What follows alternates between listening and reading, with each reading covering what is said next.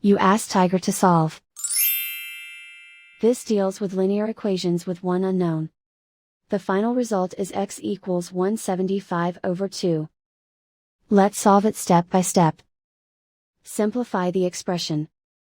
Find the greatest common factor of the numerator and denominator. Factor out and cancel the greatest common factor. Swap sides. Isolate the x. Multiply both sides by 100.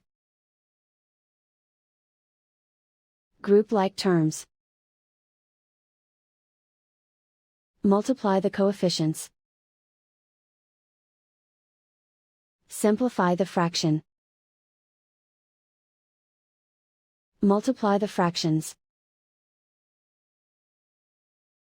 Simplify the arithmetic. And so the final result is x equals 175 over 2.